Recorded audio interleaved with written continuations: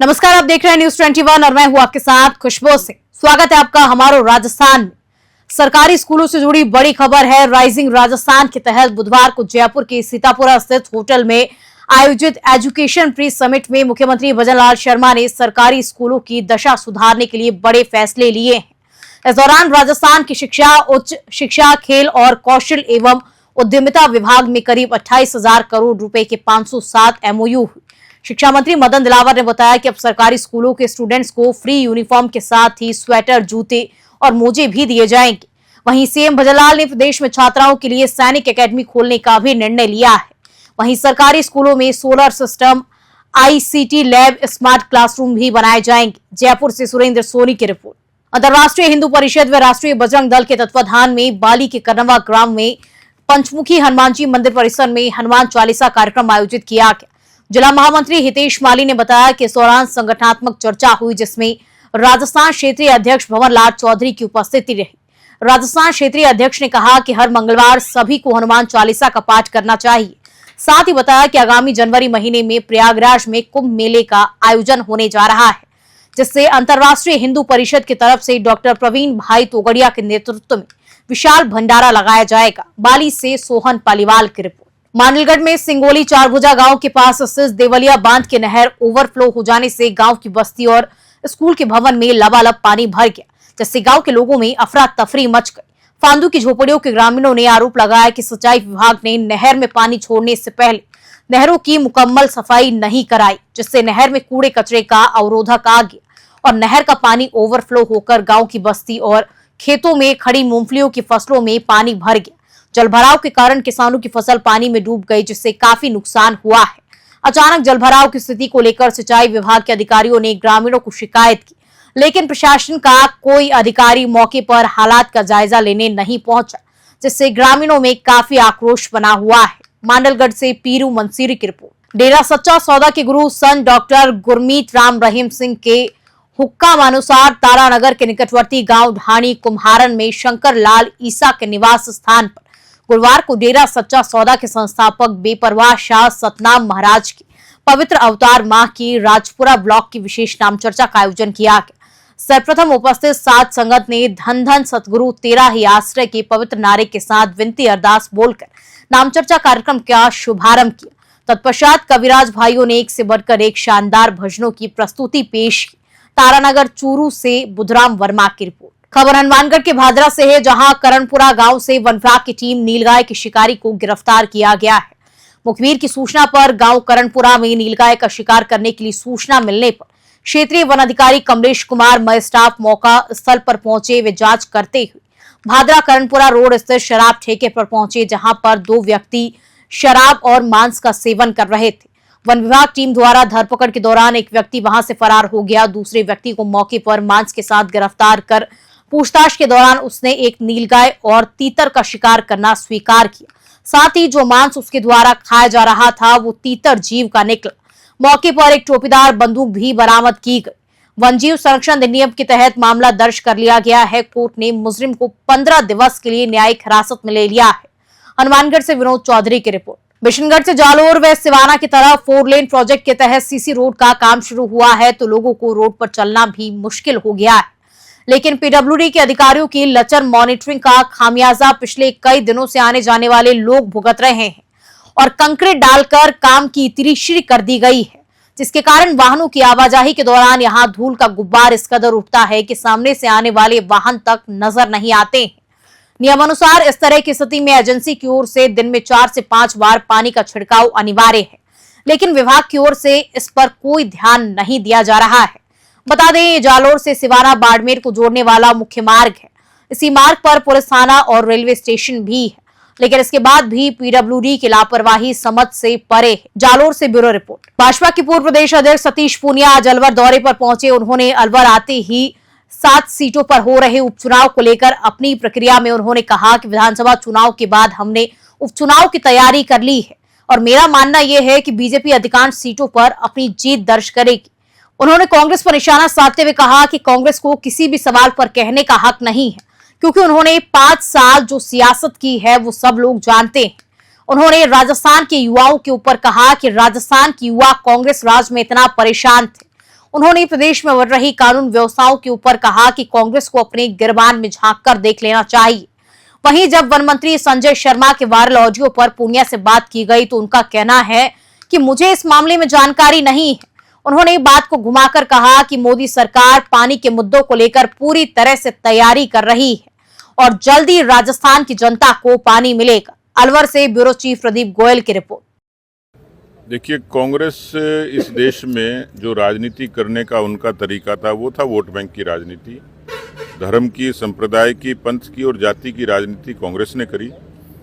मोदी जी जब सबका साथ, सबका विकास, सबका विश्वास और सबका प्रयास कहते हैं तो मंशा यही है कि सभी कौमों को जोड़ के चलें। और हमें खूबी है कि हमें 36 कौम का वोट मिलता है।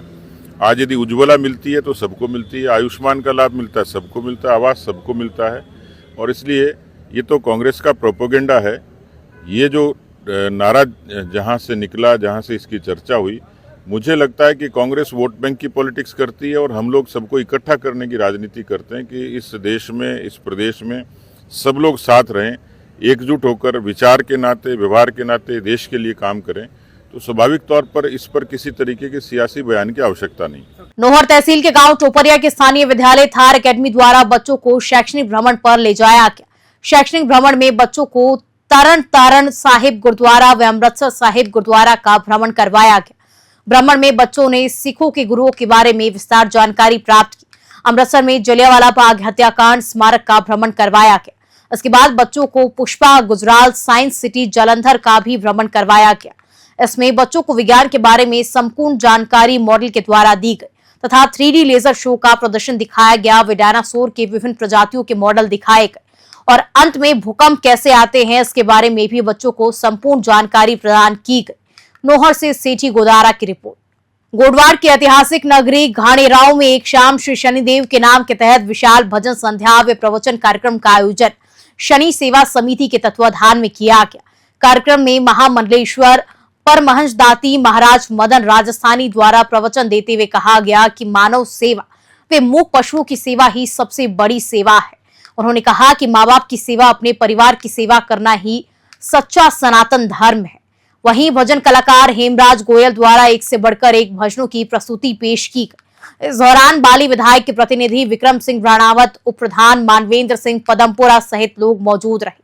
देसुरी से जय सिंह राठौड़ की रिपोर्ट। मेड़ता सिटी से खबर है, जहां गोटन में सनसनीखेज हनी ट्रैप मामले में पुलिस द्वारा त्वरित कार्यवाही करते हुए एक महिला व 3 आरोपी कूनाराम, मनीष व महेंद्र को गिरफ्तार करने में सफलता प्राप्त हुई है। थाना अधिकारी सुरेश चौधरी के अनुसार आरोपियों को कस्बा गोटन व हरसोलवा से गिरफ्तार किया गया है। आरोपियों ने 25 अक्टूबर को परिवादी को गोटन स्थित महिला के घर पर बुलाकर उसके साथ मारपीट कर आपत्तिजनक वीडियो बना लिया। आरोपियों ने परिवादी को वीडियो वायरल करने की धमकी देकर 20,000 रुपए नगद और सोने की बालियां आदि छीन ली और रुपयों की मांग की तथा वीडियो वायरल करने की धमकी भी दी।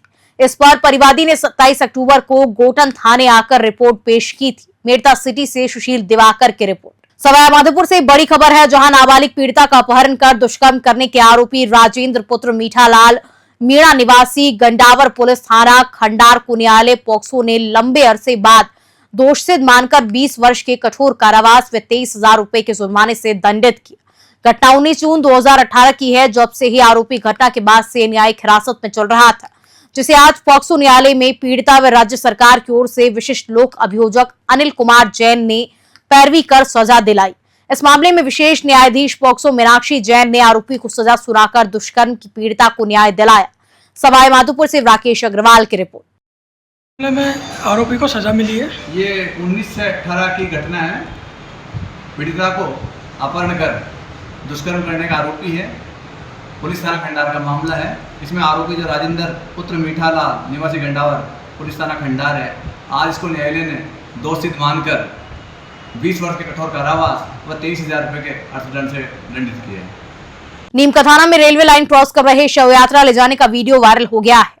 वार्ड नंबर 4 की घटना बताई गई है। शव यात्रा को लेकर रेलवे लाइन पार करते समय कोई भी बड़ा हादसा हो सकता था। नीमकाथाना के ग्रामीणों ने अंडरपास नहीं बनने पर स्थानीय जनप्रतिनिधियों को जिम्मेदार ठहराया है। अंडरपास न होने से अंतिम यात्रा रेलवे लाइन को क्रॉस करके निकालनी पड़ती है। ऐसे में प्रशासन ने बार बार शिकायत करने के बाद भी समस्या की ओर कोई ध्यान नहीं दिया है। ऐसे में लोगों में भारी गुस्सा व आक्रोश व्याप्त है। नीमका थाना से रविकांत अग्रवाल की रिपोर्ट। टॉक सवाईमाधोपुर सांसद हरीश मीणा ने बागी प्रत्याशी पर प्रहार करते हुए कहा कि हमको जनता पर पूरा भरोसा है, हमें किसी उठाई गिरोह से सर्टिफिकेट नहीं चाहिए। सांसद हरीश मीणा ने नरेश मीणा को उठाई गिरा और चोर बताते हुए कहा कि मैं 13 तारीख का इंतजार नहीं करता, ये भाड़े के लोग 10 को ही चले जाएंगे। उन्होंने कहा कि जो आदमी किसी पार्टी का नहीं वो पार्टी का टिकट मांगता है। यह आदमी 6 महीने पहले छाबड़ में करण सिंह को हराता है, फिर दौसा में मुरारी लाल को गाली देता है, कभी प्रमोद जैन भाया तो कभी धारीवाल जी को गाली देता है, जिसका खुद का पता नहीं ये कौन है। सांसद ने कहा टॉक में कांग्रेस भारी मतों से जीतेगी। टॉक के देवली से राजेश सेन की रिपोर्ट। मैं 13 तारीख का इंतजार ही नहीं कर रहा। ये भाड़े के लोग आए ना बाहर से, भाड़े के, ये 10 को ही चले जाएंगे। मैं गलत बात नहीं बोलता हूं, पर मेरा फर्ज बनता है, क्योंकि आपने मुझे 3 बार जिताया है, तो मेरा फर्ज बनता है आपको मेरे अनुभव बताऊं और इनके कारनामे बताऊं।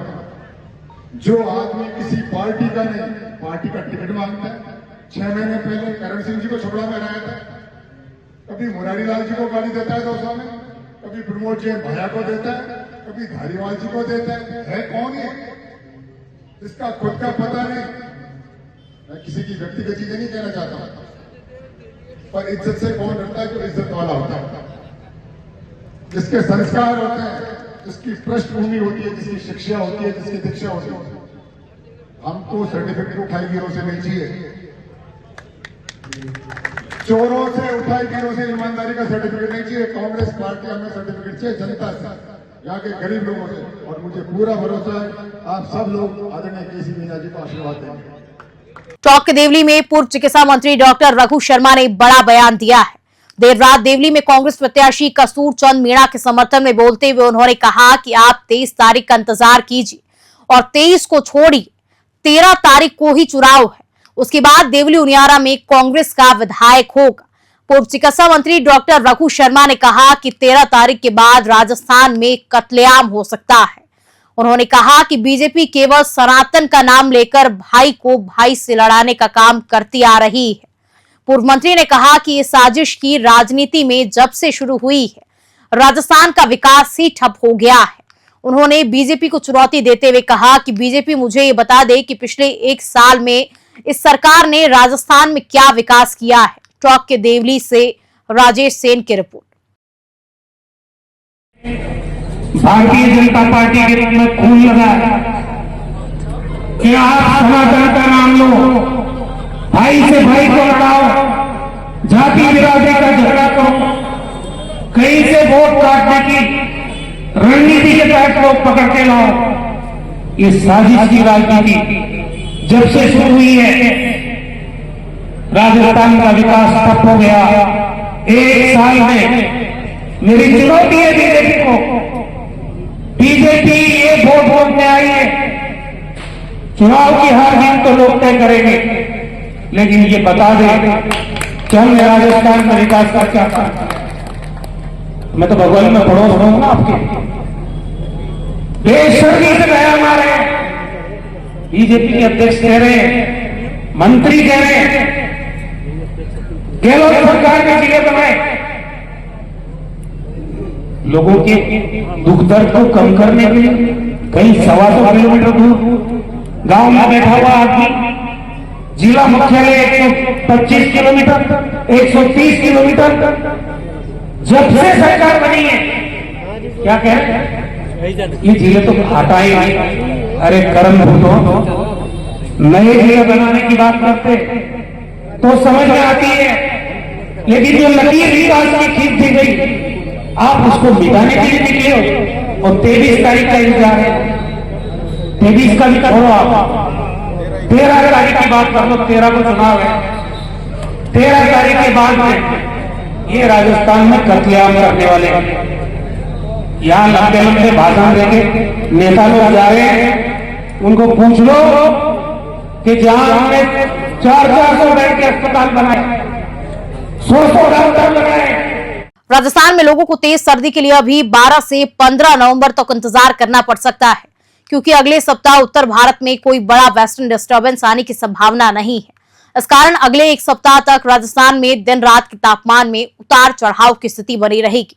मौसम विज्ञान केंद्र जयपुर ने बताया कि 15 नवंबर बाद कोई बड़ा वेस्टर्न डिस्टर्बेंस आने की संभावना है, जिसके बाद तापमान में बड़ी गिरावट होने की उम्मीद है। तब तक राजस्थान के कुछ शहरों में सुबह शाम पॉल्यूशन का स्तर भी ज्यादा रहने की आशंका है। हिल स्टेशन माउंट आबू में कल सबसे ज्यादा सर्दी रही, जहां न्यूनतम तापमान 12.8 डिग्री सेल्सियस दर्ज हुआ। जयपुर में न्यूनतम और अधिकतम तापमान 3.5 डिग्री सेल्सियस रहा। सिरोही में न्यूनतम तापमान 14.4 डिग्री, सीकर के पास फतेहपुर में 14.7, बारा में 15.9 डिग्री और हनुमानगढ़ में 16.4 डिग्री, चूरू, करौली, पिलानी और भीलवाड़ा में 16.9 डिग्री, अजमेर में 17.9, सीकर में 17 और चित्तौड़गढ़, उदयपुर, धौलपुर में न्यूनतम तापमान 17.6 डिग्री सेल्सियस के आसपास दर्ज हुआ। जयपुर से ब्यूरो रिपोर्ट। और इसी खबर के साथ बुलेटिन में फिलहाल इतना ही। नमस्कार।